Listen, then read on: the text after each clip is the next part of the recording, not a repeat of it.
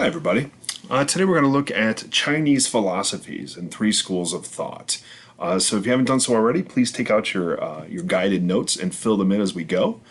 You may do that throughout my presentation. If not, you can do it at the end of my presentation. It'll take you a little longer, but hopefully you'll be able to finish it in a good amount of time.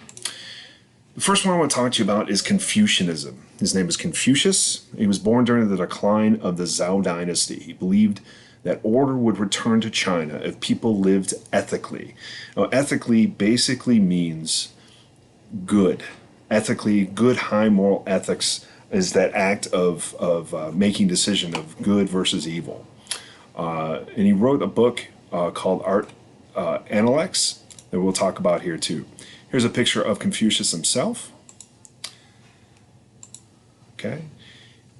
He proposed a formal social order. And we need to go over those two words for a second. Social order. It basically means the high ground of a people in society. He believed in filial piety, which is having respect, high respect for your elders. He believed in a code of politeness, still used in Chinese society today. He believed that humans are good and not bad. So if you look at the difference between Confucianism and Buddhism, you'll see a distinctive difference there. Buddhism said that your life should be full of suffering and work your way back into the prime of life. Confucianism didn't believe that. He believed that humans are good and not bad. Emphasis on education, ancestor worshiping, belief that experience brings wisdom, learning by example. That goal is happiness on earth while you're still here. So experiencing wisdom is the best way to go. He believed in the 5 relationships, all right, and the ruler and the subject, means king or the person that's under him, a parent-child, husband-wife, old and young, friend, and a friend. Okay, a reciprocity. Do not do unto others what you would not want others to do unto you. Another such phrase, to go too far is as bad as to fall short. All right. Also believes that the noble man first practices what he preaches.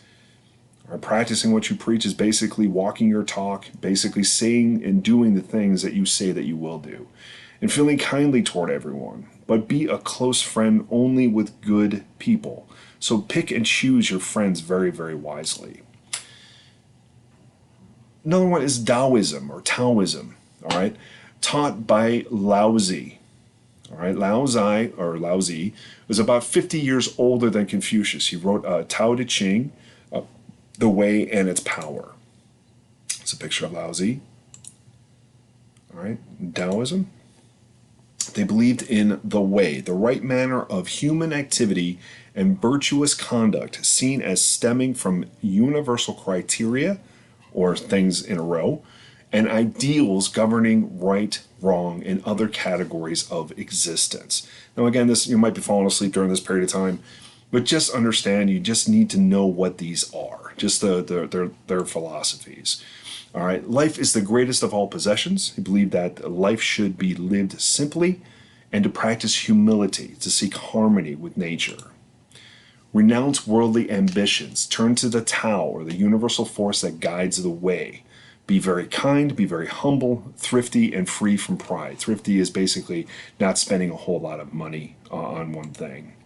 Less government is better, so you'll see this when we get into democracy. It can be both Confucian and Taoist. Okay?